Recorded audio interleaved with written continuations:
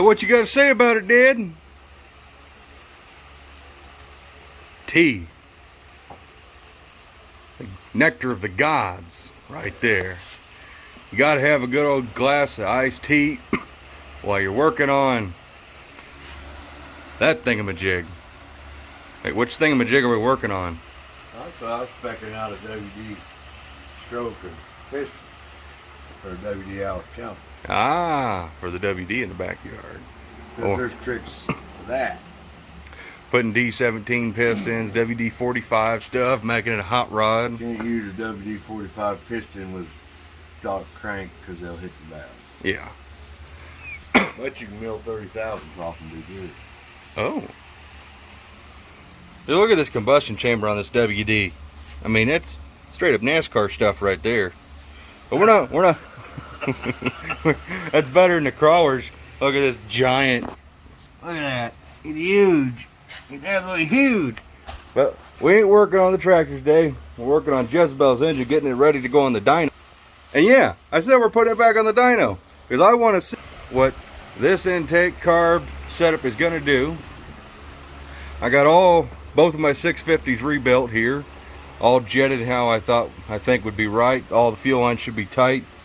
We just got to connect this port down to the fuel pump, so we're gonna have to get an adapter for the fuel pump down there. If only I had a Rob at Jag still. Dude. But one of the things I wanted to do is change spark plug wires, because these are just old swap meet wires. I bought like 3 sets of 8.8 Excels, you know, used like 10 or 20 bucks a piece, and we scrounged a set out of them, and they're not in the greatest shape. So I've had these things sitting around for months. I bought some 10.4 big fat Taylors mainly because they're made right here in the Midwest in Missouri, if I remember right. And well, they're high quality spark plug wire, and plus they're just freaking ganic, so they're gonna look cool. And yes, I got black. I didn't go with yellow because Taylor's yellow is just atrocious. It's this gnarly bright yellow like that cloth right there, not like this Excel's, you know, nice rich kind of darker yellow. So Jezebel's getting black plug wires. So we got black plug wires.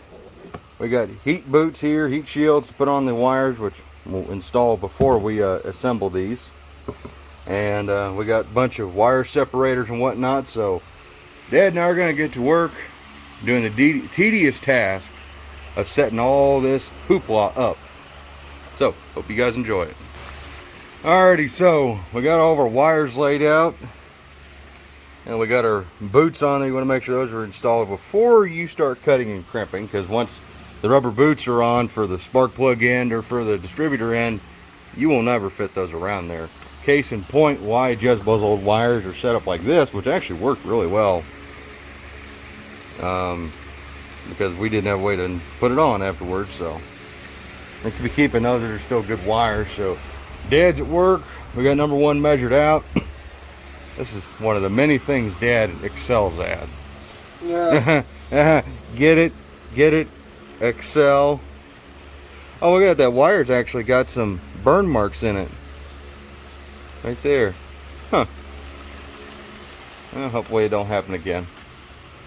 So, Taylor, they give you these little pieces of heat shrink to use. They got nice brass terminals.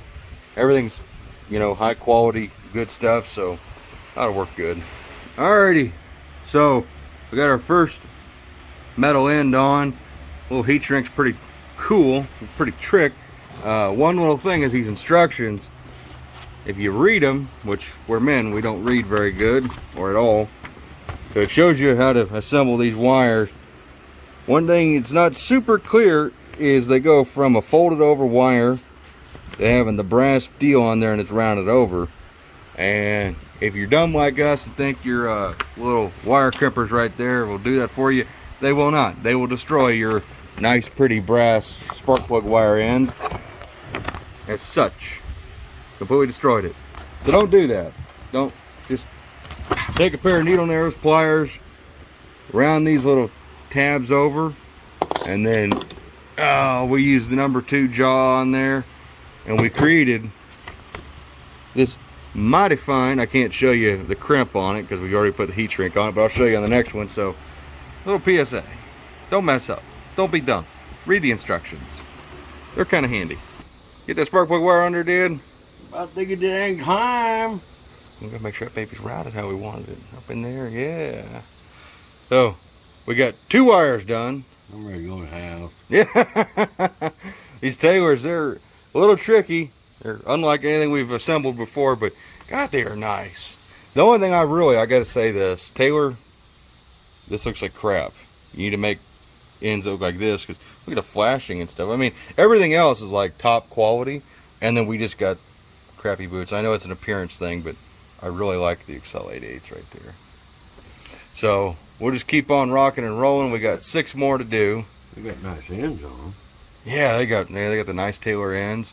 We're gonna get some stainless steel zip ties because we're gonna have to take this boot and wrap it up and around and zip tie it in place so that way this don't move. Because you got some of these header tubes like number 1 that it is just danger close everywhere. And danger. I was thinking more like danger, Will Robinson. Like I say, this number 1 spark plug wire, it had some burn marks in it, which, yeah, right there, I can't believe that crap. So, we're just going to do everything we can to protect the investment. So, on to the next spark plug wire, Dad. Alright, well, while we're working, before we get done, we just wanted to show you a little bit method behind the madness. Let's go to the driver's side real fast. Show them what is actually going on over here as far as wire placement. So we got 5 and 7 running together, up and over. We're framing the Moroso, and then we're going to run 1 and 3 together up like this, and those will be fine. And it's still kind of a mess up here, but that's how that's going to run. It's going to be framed and stuff like that. This side, you know, nothing is tied down or nothing's finalized, but we're going to run kind of the same thing on this side. We're going to have 6 and 8 running together up like this, and then 4 here will hook in with them at some point, and then we're going to have 6 actually tie into 2 right here, so that way it's not just floppy. But when you're cutting these wires, you know, we get them kind of ran how we want them with a little bit of excess. That's actually got quite a bit of excess, but that's fine. Probably actually need to redo that one, double check it. But when you're going to cut it, you mark where you're going to slice it, and then you tell them, Dad, it's your Well, deal. you're going to trim this much off, so they don't do no good to mark it there. And you're trying to locate what angle your plug's going to be at. Yeah. So this, what this straight line does, tells me I want the top of my plug to be right here. Instead of being over here. Yeah. I mean, you get real fancy if you wanted to have the Taylors all popping out, but Taylor didn't pay me. But I do like their wires. They make nice stuff. So let's get to cutting that one, and maybe on the last one we'll show you a complete walkthrough on how to do this crap, if you don't know. Alright, so this is spark plug wire number what? 5? 3? 3? It's 3. Yeah. So we're going to show you step by step what goes into making wires if you don't know. Dad, don't mess up. Yeah. These are expensive. So you want to first stop off by chopping off what is not needed. Then you're going to take your knife or razor blade or however you prefer it, and you're going to slice that outer black sleeving off. Which is cut off all your mark. No, you want to leave a little titty there. That gives you a mark to work on. When you're done, you should have, you know, this little sleeve here. Remove that so it exposes the white underneath. You want to make sure you get all that fiberglass ripped off of there. It don't need to be there. And now you're going to slice off a bit of that white to expose the inner core, which is that piece right there, the actual wire. All the rest of this is just insulation, so it don't really matter. It don't really do anything. A 7mm spark plug in theory would do the same thing these 10-4s would do, it's just they don't look as cool. This is definitely small PP territory. Yeah, and these Taylors, they come with a little bit of heat shrink. We don't want heat shrink yet. Wait, No. Whoa. Wrong end. Wrong end dead. Wrong end. See, we're filming now, so you're gonna. Wrong end. No, other wrong end. You slide that over like that, and that brass will slip over the white stuff there. Yeah. Right now I'm just pre-bending this, just kind of loosely. This is what we were talking about earlier. You want to get that rounded around that brass. So when you fold the wire core back around the white insulation, you crimp the brass to everything. You know, your wires don't destroy your end. Like there's my mark. Yep. There's my end. My end bends down like that. Fold that back. And then you get out the crimpers. Jigs.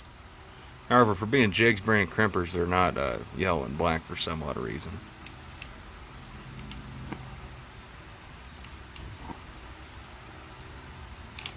And you gotta put the man paws to her. And then that leaves you with one finely crimped wire. I think you crimped that backwards. Backward thing. You did crimp that Your one. fucking camera. It's okay, it's double crimped. Can't hurt nothing. There. That's what it's supposed to look like. Well, we know that wire's not coming apart. So then you take that heat shrink,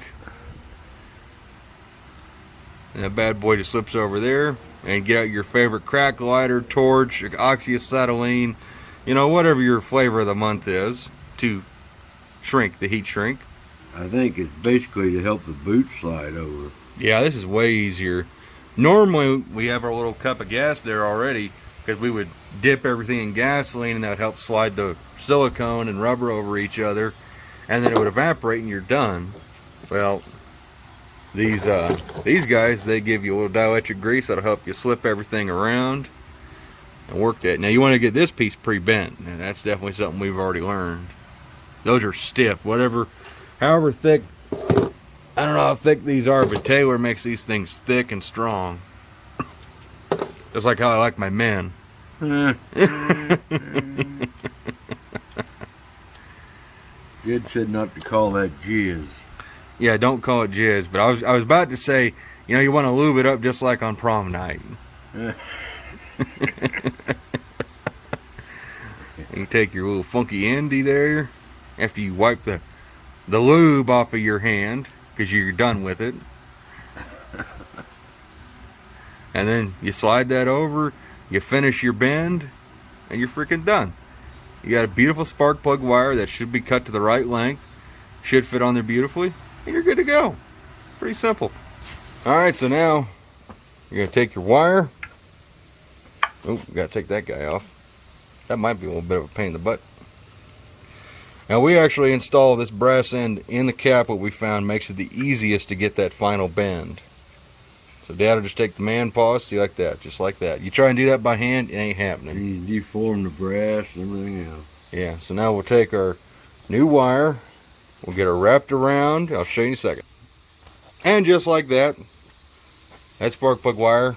Now some people may hate how this is routed, but it's just how it's going to have to be. Just how it works. Of course, you know, we still got wires on this side to finish up. It ought to look better, but you see how this side, you see the magic of what's going on here. You got number 3, and that'd be number 1 coming together. So you got 1, 3, 5, and 7. They actually count upwards, and they run, and then 1 and 3 splay out here, and 5 and 7 run and splay out there. And it's kind of how we're planning on doing this side over here. And just like that, ready to rock and roll. Plenty of room for a fuel line to run through. Tack drive cable goes right there. It'll go up underneath the valley. Ready to rock and roll and finish her up. Well, it's a whole day later, and God, it's always weird looking at myself on the camera, you know, when I film with my phone. We're on my phone right now. We filmed this whole video with my phone. And it's always weird seeing myself. Oh, I hate it. Ah, screw that. Boing. There we go. So we got the BEI box out of Jezebel. That's got to go to the dyno since it's proprietary to the BEI distributor on the engine. But check out this whirlwind, as I'm calling it. It's the only way we could get, you know, all this stuff to look right. I got to zoom out a little bit. So we got 8 and 6 running together. And we got 4 and 2 running together. And this may not be for everybody's tasteful. They might view it as this is a mess. It's kind of a mess right here. But then you run all these wires together, and we got 1 and 3 together, 5 and 7 together. This can either be like that, or we can face it like that. I think I like this better. But I think it works good. It looks good. It ought to work good. I just got to get the stainless steel zip ties to hold these boots over and around the actual spark plug boots.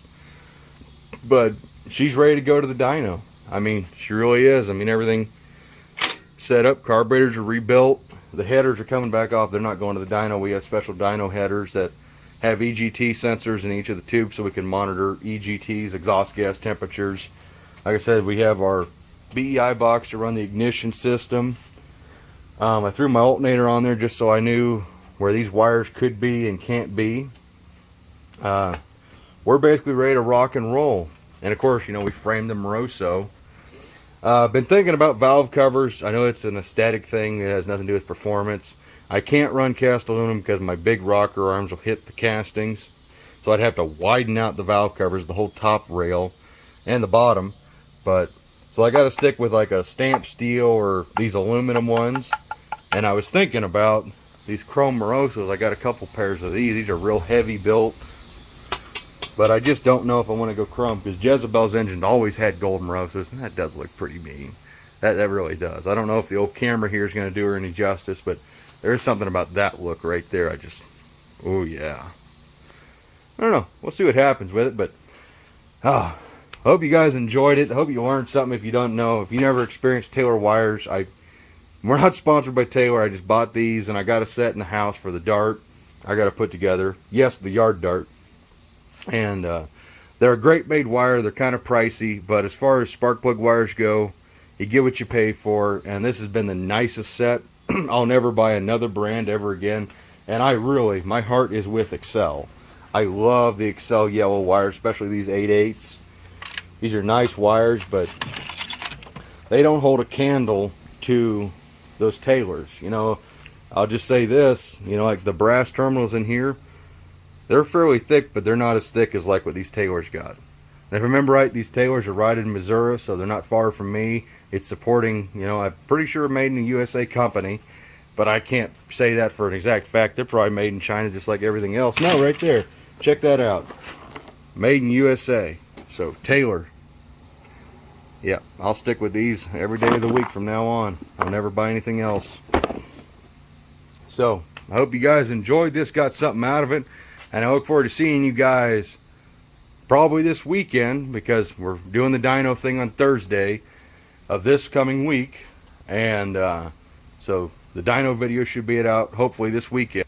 And when you see it, I hope you enjoy it. I hope we make cool power. Hopefully not too much more power, because I don't want to break anything else.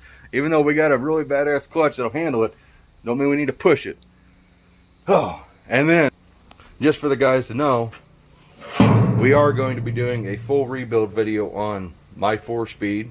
I want to learn how to do it myself. I got a good friend local who's going to help me this month, and we're going to do an in-depth build video of that. I hope that gas tank didn't make weird sounds. So, and of course we'll get back to work on this. We have the crawler out back we are working on. I got parts for it actually in that tote. Thank you, post office, for lending me this tote that I need to take back to you, because my box kind of exploded. Yeah, that's never good. So, hope you guys enjoyed it. I look forward to seeing the next one, and seeing you, yeah, in the next one. And as always, take care, and bye-bye.